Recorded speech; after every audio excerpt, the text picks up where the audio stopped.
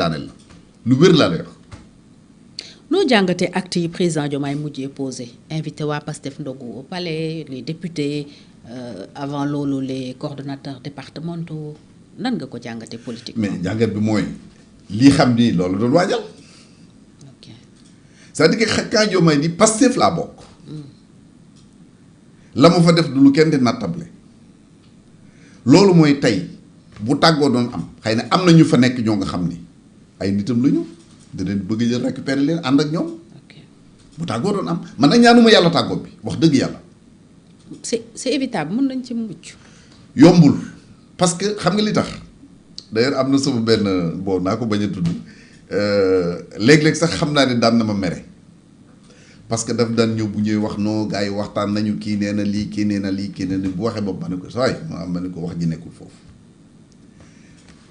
yow bu dee ni téléphone bii la ñu xëccoo ma ak yow nanguwoo bàyyi nanguwuma bàyyi jubóo du am foog kenn nangoo bàyyi ma ni ko tant que Bassirou Diomaye leeralul ni Ousmane Sonko mooy candidat am élection 2029 seen jubóo mënta nekk te man ma gëm. lu jiitu tey wax naa ko du benn du ñaari yoon que Bassirou Diomaye Faye mbindeef mënu koo teree doon candidat en 2029. yow dañ soutenu par les Français. certitude. moom laa ci am man. pourquoi les Français lan moo xew. li xew mooy Fatou yow loolu xanaa damay waxaat rek waaye wax naa ko waxati ko. xam nga tey les positions de Pastef nekkatul les positions de Bassirou Diomaye. les positions de Pastef mooy waxuñu dara seen diggante ak France. tey Bassirou France ñooy ay xaritam. dem na fa demaat fa. dem na fa demaat lëggante nañu bokk nañu ndékki def nañ seen i bis waxtaan nañu bari.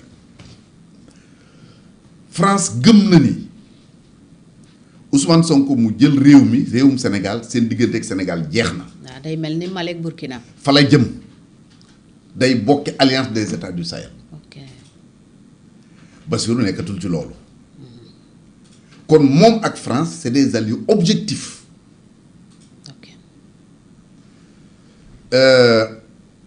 problème mu monnaie dafa nekkoon combat Pastef nañ génn français. waxatuñ ci ak yeneen loolu sax.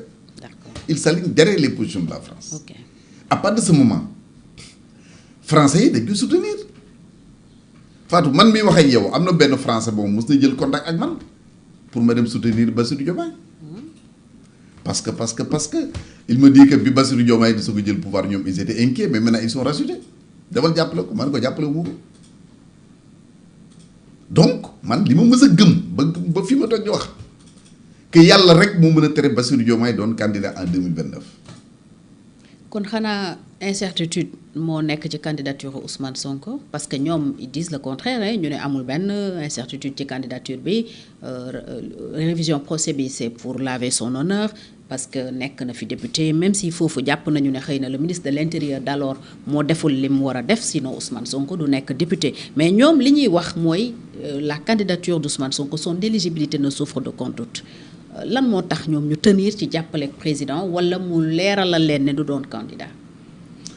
alors xam nga man la candidature de Ousmane à 2029 mënuma ci wax mënuma jox daal ku ci wax da ngay wax loo neex. oui c'est le conseil constitutionnel. c'est ça qui doit. li ma xam daal mooy radié woon nañ ko ci liste yi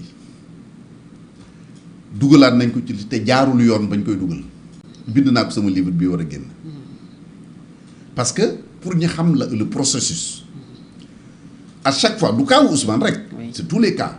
bu ñu defee révision constitutionnelle dañuy jël ñi nga xam ñëpp dañ leen a radier parce que chaque année mu am ñu radier pour diverses raisons. oui le nettoyage du fichier. bu ñu paree daaf da koy jël bind direction générale des élections ndi leen kat génne nañu diw génne diw génne diw génne diw donc bi ñu génnee Ousmane Sonko daaf dafa bind direction générale des élections ndi leen génne nañu Ousmane Sonko ci liste électorale yi bi ñu koy dugalaat décision de justice la ñu war ko notifier ministère de l'intérieur le ministre transféré ko à la DAF dugalaat ko daal di bind direction générale des élections ni leen dugalal dañ Ousmane Sonko ça n'a jamais été fait. waaw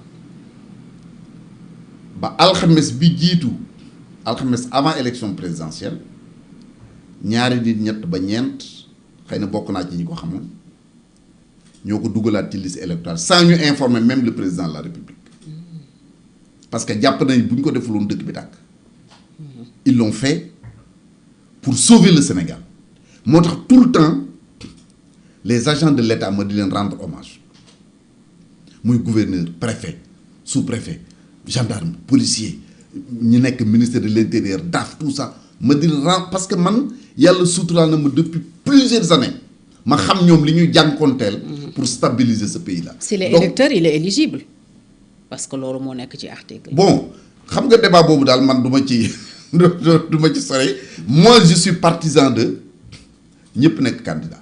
ok gis nga dafa moom président Macky Sall waxoon ma di ko nuyu au passage mu ni ma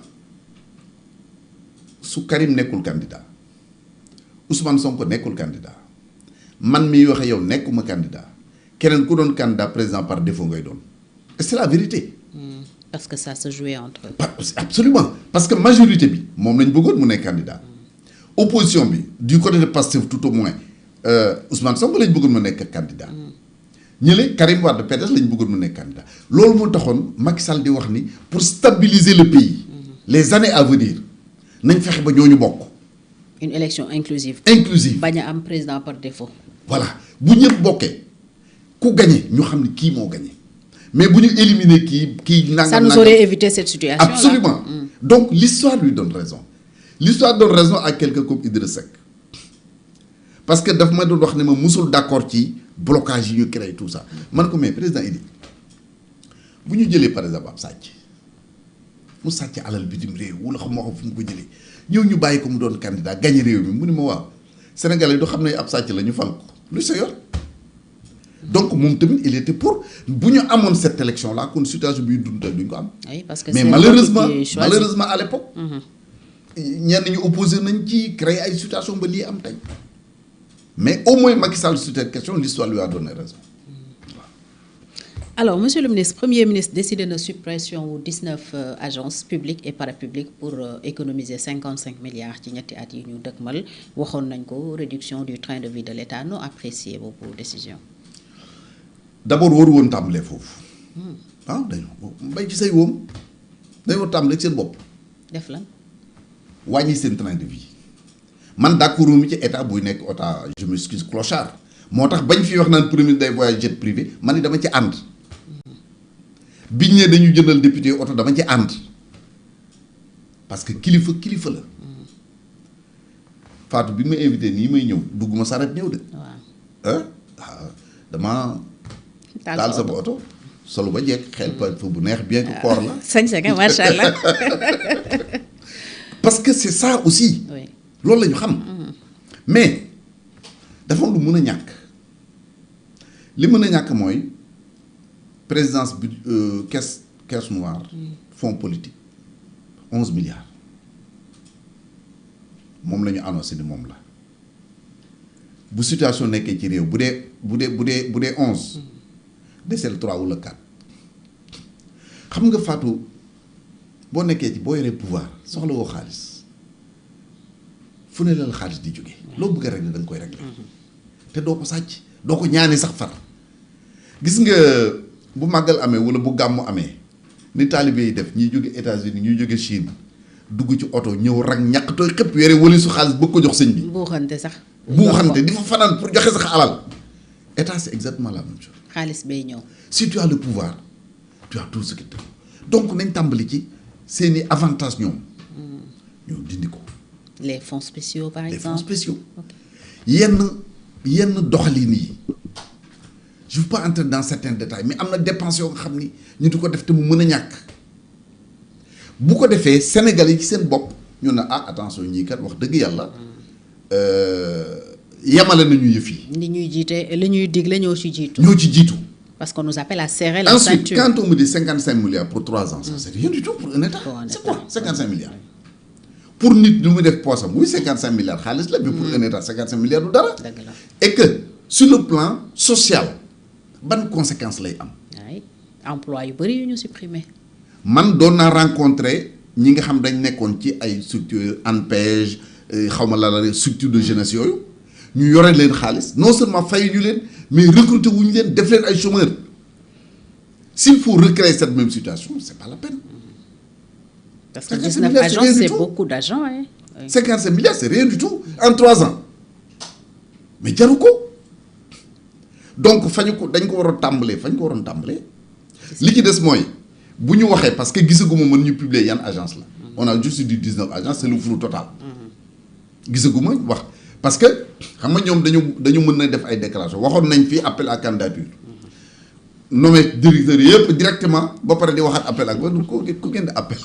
ci lan ngeen di appel lu ngeen di appelati vous avez donné tous. alors moo tax d'ailleurs c'est j'ouvre une parenthèse sur la situation des étudiants bi ma déggee le ministre de l'enseignement supérieur mu naan mënuñu ko soutenir ça fait 90 milliards par an mais dama ne kii fan la xëyee pour un budget qui avoisine les 7 000 milliards ñun la 90 milliards pour les étudiants nga ne mënoo ko te may fàttaliku bi ñu ànd ak président Abdoulaye Wade dem Washington rencontrer la Banque mondiale di wax ni li ñu décidé généraliser les bourses kenn su ko fenn nañ ko dindi Abdoulaye a pris la parole ni la première richesse de mon pays c'est sa jeunesse donc man je ne fais pas du social à travers ces bourses je fais un investissement sur la jeunesse je fais un investissement sur l'avenir tout le monde a appelé sur l'éducation surtout sur l'éducation nga bëgg tey yor budget 7 000 milliards man ci organiser ay meeting man ci tukki man ci jënd ay oto man ci jënd ay ceeb ak suukar di joxe man ci jël 5 milliards jox ko ñoo xam ne nañu ay victimes lañu ak yeneen da nga ne mënoo ko jox étudiants yi mais c'est un scandale moi j'aurais été premier ministre ou président la boo ko waxee doo faram sama gouvernement parce que c'est une insulte bu ñu def aux étudiants yi saraxuñu yalwaanuñu c'est un droit qu'ils ont xaalis boobu ñu jël di leen ko jox jógewul ci seen poos ñoom jógewul ci seen i tool yu ñu bay jógewul ci seen i ginaar yu ñu yar c'est l'état du contribuable sénégalais te it nag man dama ci am mbetteel parce que bu ñu jëlee suñu président tey ci at moo war a gën a jege étudiants yi que les autres présidents waaw c'est ngeen Abdoulaye Wade mën a comprendre Macky Sall taxaw fii ni leen sama bourse ci laa doon jox sama yaay ñu dund bari na étudiants yoo nga xam ne seen i bourse effectivement dañ ciy dimbali seen i waajur nga bëgg taxaw dindi ko comme ça pour rien et puis même une mesure boo ko waree jël da nga koy waxtaanee ñu ngi ko seqal mais doo xëy rek jël une mesure aussi impopulaire imposer te tegloo ko fenn wala bu fekkee ni dañu am ay accord ak FMI ou bien s'il veut faire plaisir au FMI dans le cadre de la restructuration de la dette bi ñu doon wax ñu leeral ko Sénégalais yi au moins ñu xam sur quel pied danser voilà. avec les étudiants c'est surtout la suppression des rappels te fekk ñu ngi leen ameel ay rappels. bien sûr yu ñu leen war a fay ko ba pare. ngir waxtaanee li ci des nu muy demee mais fayoo ko xëy comme ça rek ni on ne peut pas payer yoral nit bor ni du ma fay mais bor lañ leen yoral. bëgg a supprimer bor bi. bëgg supprimer c'est pas possible personne ne l'acceptera dañ koy